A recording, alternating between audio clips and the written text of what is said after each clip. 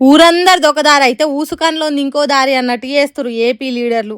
దక్షిణ భారతానికి దక్కాల్సిన హక్కులకు తూట్లు పడుతున్నాయిరా బాబు అని అందరు మొత్తుకుంటా అంటే బాబు గారు జగన్ గారు వాటితో మాకు నష్టం ఏం లేదన్నట్టు మాట్లాడుతున్నారు. మహిళా రిజర్వేషన్ల పేరుతోని డీలిమిటేషన్ తీసుకొచ్చి మోసం చేయాలని చూస్తున్నారని అంత గగ్గోలు పెడుతుంటే చంద్రబాబు మాత్రం సెంటర్ సర్కార్ సంకల చేరినట్టు ధర్నా చేస్తున్నాడు. మహిళా బిల్లు రిజర్వేషన్లు దక్కకుండా కాంగ్రెస్ పార్టీ దాని మిత్ర పార్టీలు ద్రోహం చేసినాయని రోడ్డెక్కిండు. అందరూ కూడా ముందుకు వచ్చే సమయంలో నిన్న కాంగ్రెస్ పార్టీ దాని మిత్రపక్షాలు ఒక విధంగా చెప్పాలంటే మహిళలకు ద్రోహం చేశారు. ఇది జాతి విద్రోహం. అయ్యా చంద్రబాబు ఒడ్లు వాగులా పోతేంది గడ్డి గంగల పోతేంది అన్నట్టు దక్షిణ భారతదేశ హక్కులు ఎక్కడ పోతే నాకేంది, నా కడుపు నిండితే చాలు అనుకుంటే ఎట్లా సారు? పార్లమెంట్లో పెట్టే బిల్లులు ఒక్క మహిళా రిజర్వేషన్ల మీదనే కాదని నీకు తెలుసు. దాని పేరుతోని దక్షిణ రాష్ట్రాలకు అన్యాయం జరుగుతుందని కూడా తెలుసు.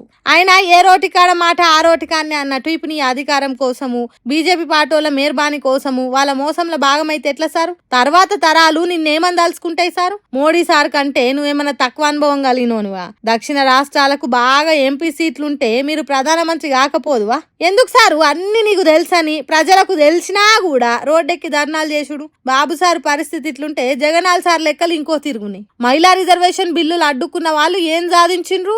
ఇప్పటి జనాభా లెక్కల ప్రకారం అయితే ఏపీకి తెలంగాణకు ఎంపీ సీట్లు ఎక్కువ వచ్చేటి, కానీ తర్వాత జనాభా లెక్కల ప్రకారం అయితే సీట్లు తక్కువ వస్తాయి, మనకే నష్టం జరుగుతుంది అన్నట్టు ట్విట్టర్లో రాసుకొచ్చిండు.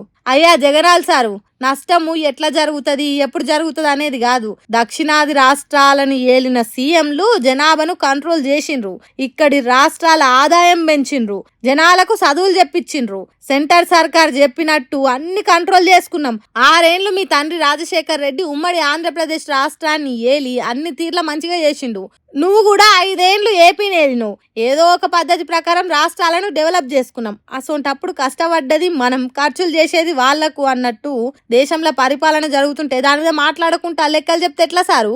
ఉత్తరాది 1-2 రాష్ట్రాల చేతుల దేశం మొత్తం భవిష్యత్తును పెడితే నష్టం జరుగుతుందనే ఆలోచన చేయకుండా మన హక్కుల గురించి మాట్లాడకుండా లెక్కలు చెప్తే ఎట్లా సారు? ఇక పవన్ కళ్యాణ్ ముచ్చటనైతే చెప్పనే వద్దబ్బా. జనసేన పార్టీ పెట్టిన కొత్తల దక్షిణాది అని మాట్లాడినోడు ఇప్పుడు ఒక్క మాట కూడా మాట్లాడతలేడు. అందుకే ఏపీ లీడర్లు అంటే బీజేపీ అని పేరు వచ్చింది. బి అంటే బాబు, జే అంటే జగను, పి అంటే పవన్ కళ్యాణ్ అన్నట్టు ఏపీలో బీజేపీ పార్టీని మోస్తున్నారు. వాళ్ళకు దక్షిణాది హక్కుల కంటే ఎక్కువ బీజేపీ పార్టీయే ముఖ్యం అన్నట్టు చేస్తున్నారని తెలుగు రాష్ట్రాల పబ్లిక్ మాట్లాడుకుంటున్నారు. ఇసోంటి లీడర్లతోని దక్షిణ రాష్ట్రాలకు హక్కులు ఎట్లా దక్కుతాయో ఏమో పోన్రి.